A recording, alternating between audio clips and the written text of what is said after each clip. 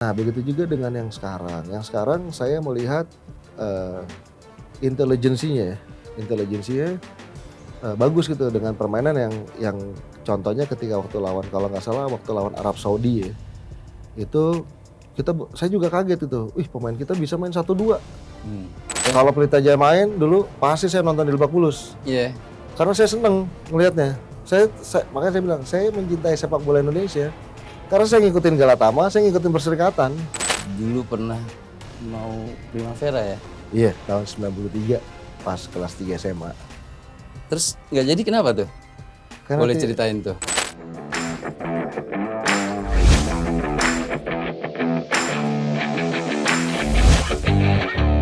Oke, jumpa lagi dengan saya Nana Budi di channel Football Plus. Kali ini kita kedatangan tamu, teman saya, sahabat saya juga, Bung Dili Syaukat. Banjaran saya, apa kabar Bung? baik, Bung Nana, terima kasih. Waduh, gimana? Bola gimana main bola kita? Ya bebas, kapan aja kita siap. Masih main bola terus gue lihat. Alhamdulillah masih. Masih ya? Ya alhamdulillah. Seminggu pasti ya. Seminggu sekali lah, paling tidak. Sekarang main di Main lapangan gede masih, main mini soccer juga masih. ini soccer masih main juga ya. Main basket pun juga masih. Iya ya. Iya. Jadi seminggu tuh pasti ada olahraganya. Ada olahraganya, minimal seminggu sekali lah. Itu main bolanya yang saya tahu tuh di komunitas ada, di tim alumni ada. Iya. Lebih banyak porsinya seperti apa? Kalau di SMP sama Ilveners ya. Iya, sama SMP 11, alumni Iya. SMP 11. Terus di SMA Alumni SMA 3. Teladan FC Ya, ya. sama alumni Universitas Trisakti. Masih main juga Masih di situ juga ya. sama komunitas. Komunitasnya Komunitas Union ya. umum, Union FC. Union ya. Iya, Union tuh saya tertarik komunitasnya tuh lumayan solid ya. Alhamdulillah. Sudah 3 tahun ini. Membernya berjalan. ada Membernya kira-kira ada 80-an. 80-an ya. Iya. Selalu main internal tuh. Main internal, sometimes kita juga sparring gitu. Dulu nggak pernah sparring. Dulu nggak pernah sparring, sekarang sekarang kenapa pakai sparring? bosen katanya mainnya teman-teman itu lagi gitu katanya. Jadi kalau pengalaman Bung Dili, kita udah main eranya fun football ya. Fun football. Jadi nggak yang prestasi lagi ya. Enggak, kita main sepak bola rekreasi namanya. Rekreasi ya. Buat foto-foto, Iya. buat silaturahim, Iya. buat konten.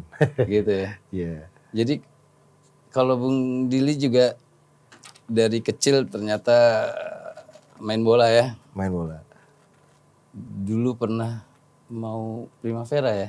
Iya, tahun 93 pas kelas 3 SMA. Terus nggak jadi kenapa tuh? Karena Boleh ceritain tuh. Karena tidak diizinkan oleh orang tua saya. Lah, kok main bola nggak boleh? Tidak boleh karena orang tua saya menginginkan seperti apa yang diinginkan, tapi ternyata saya tidak bisa mengimplementasikannya karena ternyata tidak memenuhi syarat.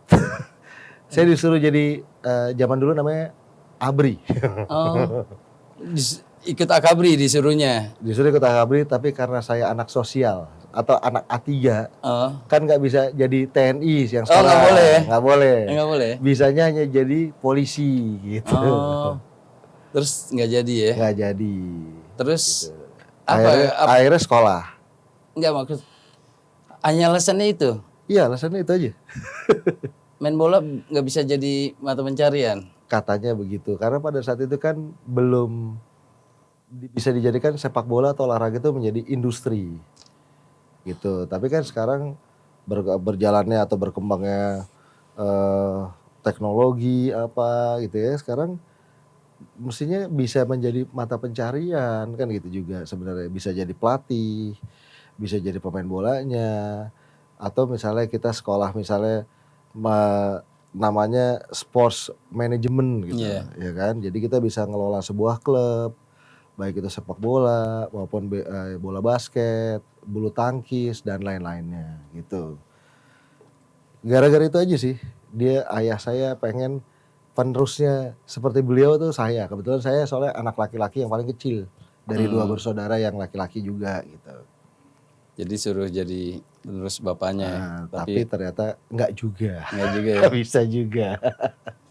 Terus di Asprof pernah juga ya? Di Asprof pernah saya tahun 2018 sampai kira-kira 2019 lah menjadi sekretaris umum Asprof PSSI DKI Jakarta. Kenapa habis itu nggak terus?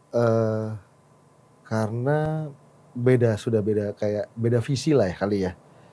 Dengan pejabat-pejabatnya mungkin gitu ya. Dan akhirnya ya saya putuskan ya lebih baik saya yang mundur gitu. Tapi masih tetap mencintai sepak bola. Khususnya sepak bola Indonesia masih tetap. Jadi kita di channel Football Plus juga mengucapkan turut berduka cita Rudy William Kelces meninggal ya. Iya, Coach Rudy, yes. Coach Rudy ya. Bintang Niak Mitra zaman itu. Iya. Zaman Galatama. Mitra, yes. Kapten Niak Mitra ya. Kapten Niak Mitra. Kalau nggak salah sempat kapten tim nasional juga. Gitu ya. Iya. Eranya siapa ya waktu itu? Kalau nggak salah eranya almarhum Roni Pati Nasarani ya, kalau nggak salah ya. Dia tuh. Om Roni, terus ada Om Iswadi Idris mungkin ya. Iya. Saya ingat saya itu ya. Ya kira-kira dia DM ya mainnya. Iya, dia gelandang bertahan dia. Gelandang bertahan ya. Betul. Ya kita selalu ingat tuh kalau Niak Mitra zamannya itu ada Fandi Ahmad, David Lee, Joko Malis, iya kan? Dari William Kelces. Terus almarhum kipernya David Lee ya. Singapura ya. Iya. Strikernya siapa dulu? Joko Samsul Malis. Arifin. Bukan, Samsul Arifin itu Persebaya. Sama Mustaqim ya. Budi Johannes, Mustaqim, Yongki Kastanya, Arya Senyakit, ada Ray Bawa, ya kan? Ada Subangkit, kipernya Igede Putuyase dulu gitu kan. Niak Mitranya ya Galatama. Lawannya dulu kan lawan terberatnya Yanita Utama, Krama Yuda 3 Berlian, ada Pelita Jaya, Arema Malang, Lampung Putra, Aceh Putra pun juga dulu ada. Makassar Utama. Zaman-zaman Galatama itu. Awal-awal Galatama Arseto tuh itu ya. Iya. Seru juga ya. Seru banget. Iya. Kalau Pelita Jaya main dulu pasti saya nonton di Lebak Bulus. Iya.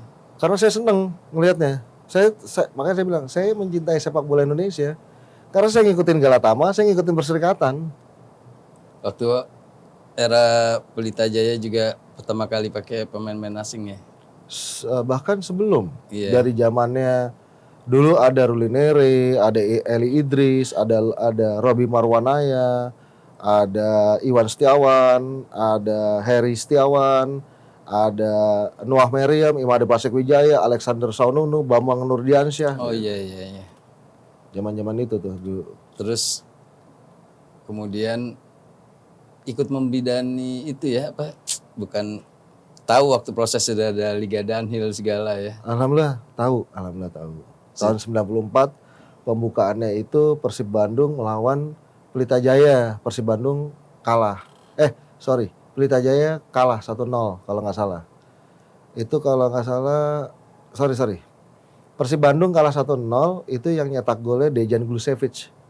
Ya, terus gitu juaranya pada saat itu tahun 95 itu juaranya Bandung. Persib Bandung ngalahin Petrokimia Putra dulu. Jackson F. Tiago, Widodo Cahyono Putro, Eri Erianto, ada Suwandi HS. Gitu. 94-95. Kan 94 pembukaannya, 95 penutupannya bulan Maret kalau nggak salah itu. Itu berapa lama ya waktu itu Liga Downhill? Berapa musim ya sempat ya? Sebenarnya Liga Downhill itu kan boleh dibilang itu Liga Downhill itu kan Liga Indonesia. Iya. Ya, jadi disebut Liga Downhill itu karena sponsornya waktu itu Downhill. Habis itu Kansas. Habis itu Mandiri, Bank Mandiri. Iya. Habis itu ada ya yang kesini ada Traveloka, ada yang lain-lain. Saya ada Jarum Super kalau nggak salah waktu itu. Terus di Piala Indonesianya ada namanya Kopaji Samsu. Gitu. Jadi Liga Indonesianya, Piala Indonesianya namanya Kopaji Samsu. Liga Indonesia kalau nggak salah waktu itu Liga Super Indonesia. Nah, Coppa G Samsu itu kayak di Inggris tuh Piala FA-nya, Coppa FA-nya. Italinya gitu. Coppa del Rey-nya kayak gitu-gitu, Mas. Oke. Terus pernah juga jadi agen pemain ya, Bung Dili? Alhamdulillah pernah merasakan juga menjadi agen pemain bola. Siapa aja dulu pemainnya? Dulu ada Franco Hita. Dulu dia kita masukin ke Persita Tangerang, lalu dia mengalami cedera, terus kita jual ke Arema Malang. Arema ya. Arema Malang, alhamdulillah dia jadi bintang tuh. Dia membawa Arema Malang menjuarai Coppa G Samsu tahun 2005. Lalu ada bintangnya Persiba Balikpapan juga, Adrian Trinidad. Terus satu lagi ada Salomon main di PSB Bogor, namun hanya bermain sekitar 4 bulan karena terus habis itu dia cedera ACL. Terus ada satu lagi saya lupa tuh namanya, saya lupa pokoknya orang dia main di Persipura, orangnya kayak Juan Sebastian Veron. Oh, Saya lupa, saya manggil dia soalnya Veron. Gitu. terus pernah juga di salah satu brand sport ya, Alhamdulillah pernah dari Amerika dan dari Inggris. Nike sama Umbro ya. Yes, betul. Terus ceritanya waktu kan ngurus timnas juga tuh, Waktu itu iya, waktu itu waktu di Nike ya. betul, waktu itu Waktu awal-awal timnas pakai Nike ya mungkin ya. betul dari Adidas menjadi Nike itu kira-kira di tahun 2000 sampai tahun 2003. Saya di situ saya ingat sekali saya bantu untuk menyiapkan aparelnya, keperluan tim nasionalnya itu untuk tim SEA Games 2001. Terus ada Piala Tiger, waktu itu masih Piala Tiger 2002. Terakhir terus ada Pra Piala Asia tahun 2003 yang nantinya bermain di tahun 2004. Tapi di tahun 2003 itu Nike sudah tidak menjadi di bawah naungan PT lokalnya ini. Akhirnya disponsorin sama yang kalau Bung Nana inget itu ada yang gambarnya pakai Garuda dulu gede, Iya, Gozali apa namanya kalau nggak salah ya. iya Nah sempat itu ya. itu yang main di Piala Eropa, di Piala Asianya 2004, tapi waktu pas penyisiannya Pakai masih Nike. Nike gitu. Ya 2002 itu Piala Tiger yang kita kalah juga sama Kiati Suksina Moang dan kawan-kawan. Tawan Seripan itu kita kalah adu penalti. Terus tahun 2001-nya kita di SEA Games itu, SEA Games Malaysia Kuala Lumpur tuh. Itu masih pakai apparel Nike. Masih ya. Nike gitu. Sisanya ya Liga Indonesia semua kita dari kalau nggak salah waktu itu ada 28 klub ya. Itu kita menyiapkan satu-satu gitu karena memang sistemnya dulu sponsor aparel itu adalah kita sponsorin liganya harus memakai branded atau brand Nike. Nah, di awal tahun 94-95 itu yang mensponsori dulu produk dari Jerman. Habis itu tahun 98, 99 ketika PSIS Semarang juara, zamannya Tugio, itu disponsorin oleh Reebok gitu. Kalau yang Adidas, kalau yang Jerman tadi Adidas. Iya. Habis itu tahun 2000-nya kita yang sponsorin gitu. Sampai akhirnya selesai, habis itu baru dibebaskan. Tidak ada yang namanya sponsor tunggal gitu enggak. Tapi klub-klubnya boleh mencari sponsor masing-masing gitu. Akhirnya boleh sendiri ya. Boleh sendiri gitu. Itu kita sekarang timnas nih. Oke. Kayaknya era-era Bung Dili waktu suka-sukanya timnas zaman dulu sama era yang sekarang Iya, iya. yang bisa dibedakan apanya? Yang bisa dibedakan apa ya? Sekarang karena mulai kalau tidak salah nih ya Bung Nana ya. Itu tahun 2018 itu ada direktur tekniknya pada saat itu Coach Danur Windo itu membuat filosofi sepak bola Indonesia.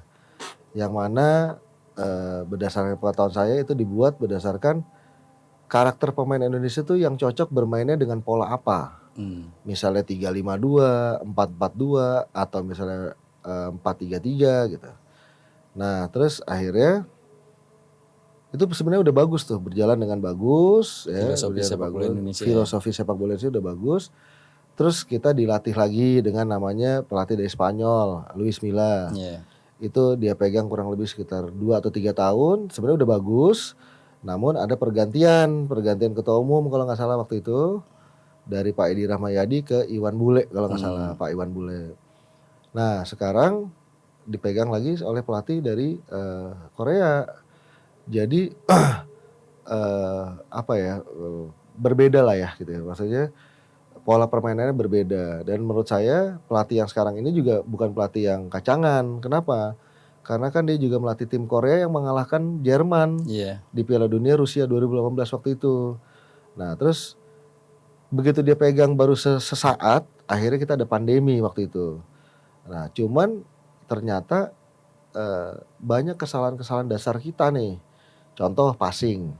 Nah, passing itu dipertajam lagi oleh pelatih kita yang sekarang, Sintayong gitu ya.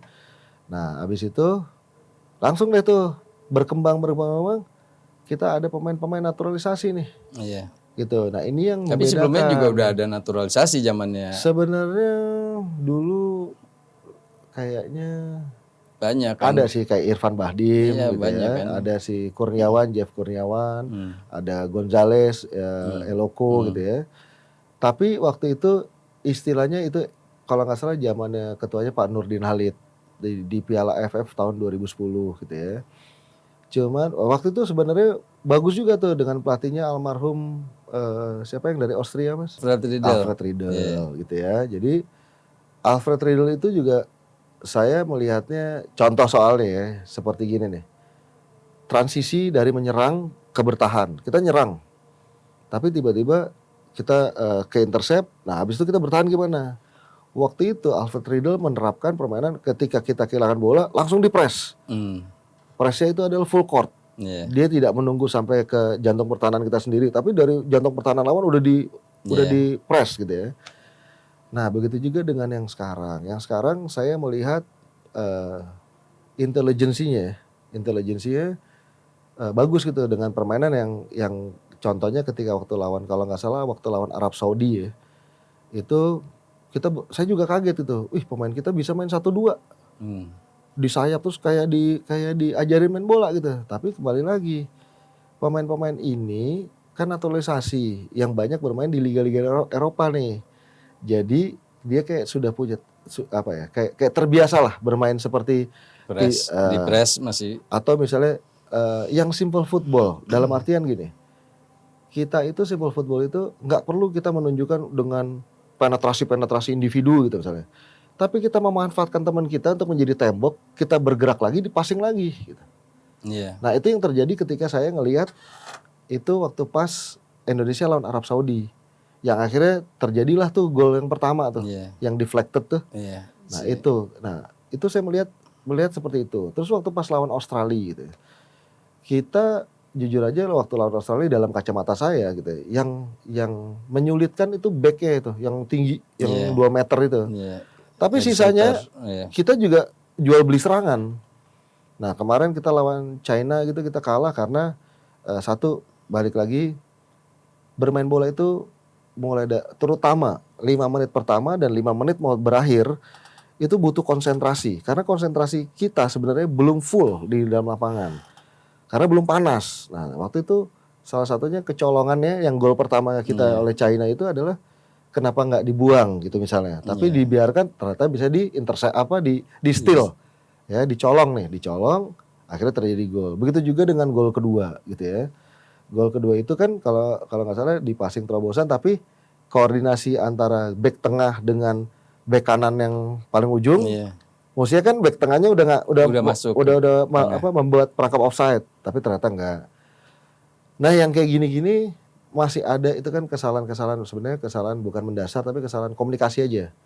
Nah, begitu juga mungkin yang sekarang ya sama suplemennya gitu. Misalnya makanan ya. Jadi kalau kita zaman dulu kalau nggak salah kan yang penting kenyang, mau makan Indomie jadi gitu. Ibaratnya gitu ya. Kalau sekarang kan diperhatikan betul itu vitaminnya, nutrisinya gitu. Karena apa? Karena dia bermain sekarang sepak bola bukan hanya di sepak bola aja, olahraga permainan seperti sepak bola, bola basket. Sekarang sudah berubah. Kalau contoh misalnya di bola basket, di NBA misalnya gitu ya, ada Michael Jordan, eranya Michael Jordan nih. kan itu main bola basketnya kan yang indah. Ya, kalau sekarang seperti speed and power gitu. Begitu juga dalam sepak bola. Dalam sepak bola sekarang itu eranya kan era modern nih. Speed and power kebanyakan mengandalkan kecepatan dan kekuatan. Tapi sudah tidak ada lagi yang namanya kayak Jogo Bonito gitu, sepak bola indah gitu. Iya. Kalau zaman dulu kan ada Ronaldinho ya, Iya. ada Ronaldo Brazil, ada Rivaldo gitu ya, ada Kaká, ada Juninho Pernambucano, ada Roberto Carlos, ada Cafu, ada Lucio gitu ya. Itu kan sangat indah gitu. Tapi sekarang lihat pemain-pemain Bahkan Brasil sekarang. lapangan bener itu dulu. Iya, jadi benar-benar kita pun waktu kita nonton kita seperti di entertain gitu. Nah, sekarang itu maunya pokoknya nyerang gol gitu.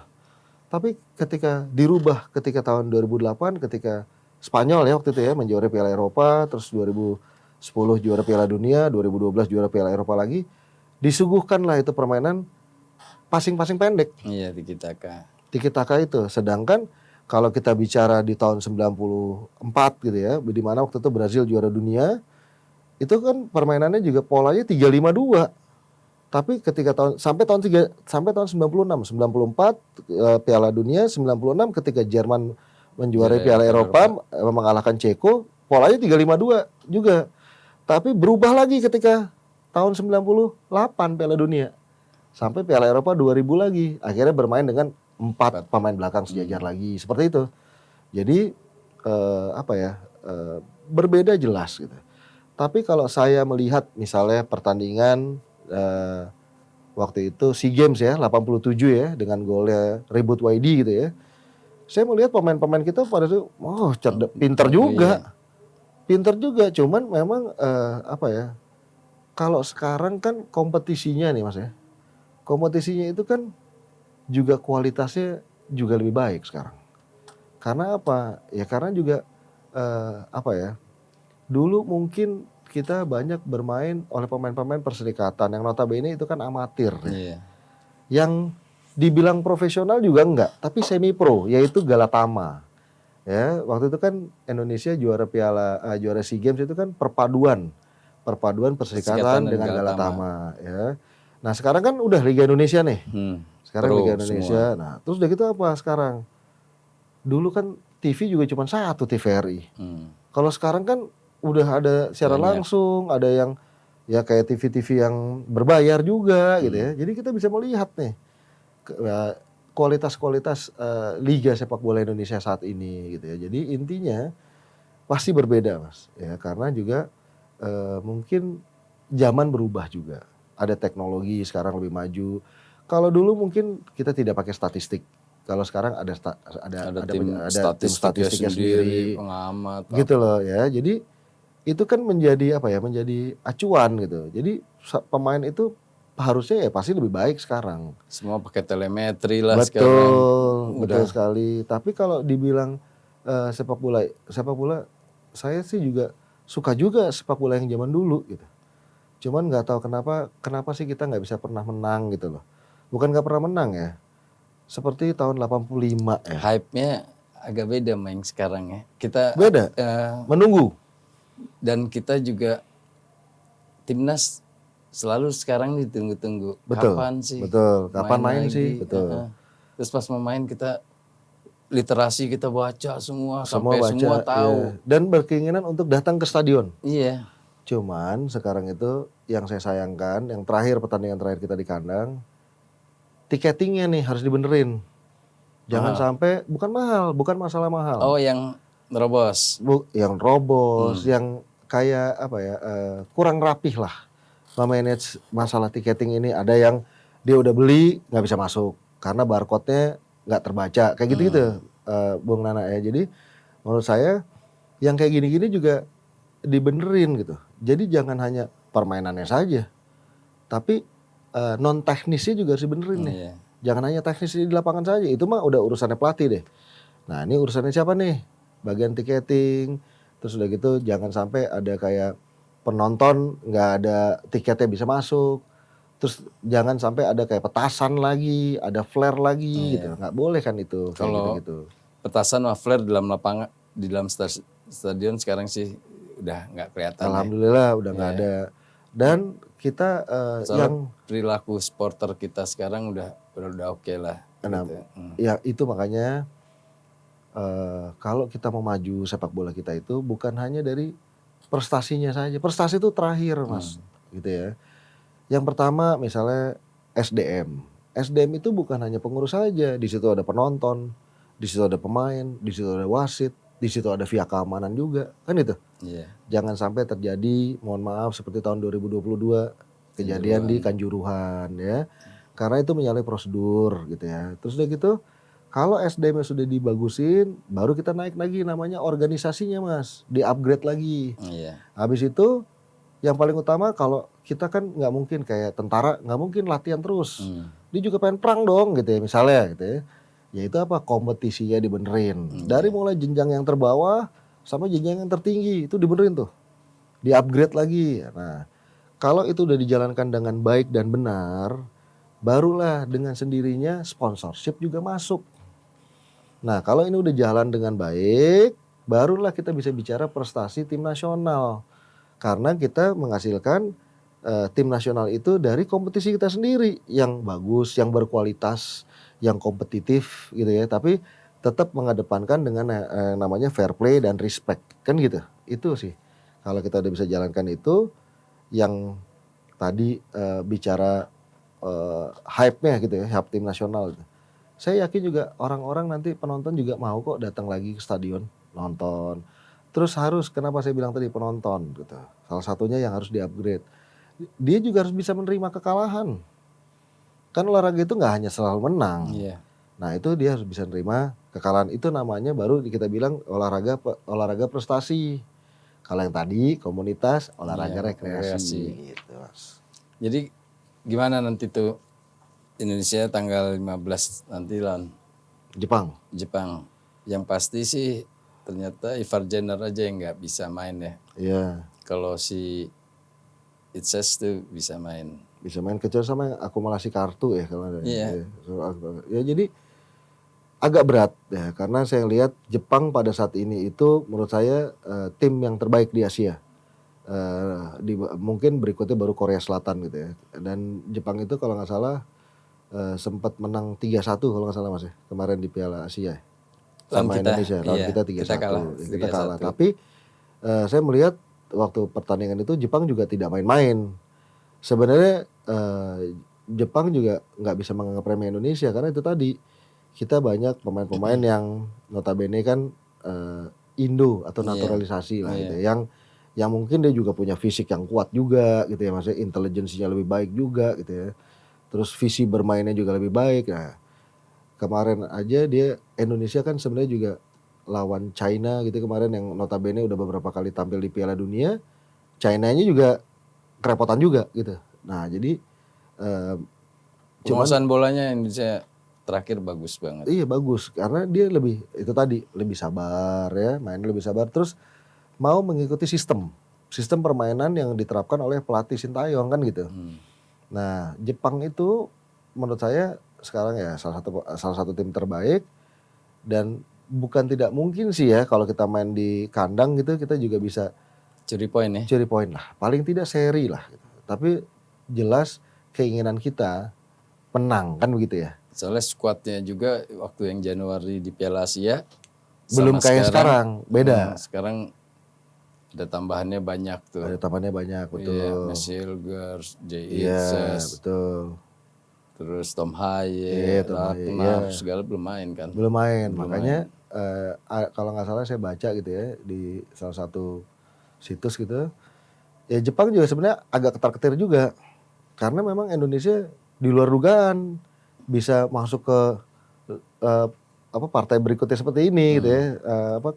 Babak ketiga kalau nggak salah ya. Jadi dia juga dan bisa menahan Australia, bisa menahan Bahrain. Bahkan waktu lawan Bahrain kita menang. Iya. Terus yang pertama lagi lawan Arab Saudi, lawan Australia, terus terakhir sama satu lagi tuh kan kita 3 kali seri tuh apa? Oh, kita. Bahrain, Australia sama apa ya? Bukan Tiongkok Arab yang Saudi. 4. Oh iya, sama Arab Saudi. Kan kita seri terus tuh. Sedangkan Arab Saudi juga langganan Piala Dunia kan. Iya. Gitu ya. Kalau nggak salah kita juga waktu tahun 2007 kalau nggak salah ya. Kita kan menang sama Bahrain 2-1. Iya. Dulu yang Piala Asia, Iya. ya kan golnya Budi Sudarsono sama satu lagi golnya Bambang Pamungkas kalau nggak salah ya. Ya kita bisa menang. Nah Jepang juga ketar-ketir. Menurut saya dia juga kayaknya serius, nggak mau menganggap remeh juga gitu. Gitu sih. Jadi obrolan kita bersama Bung Dili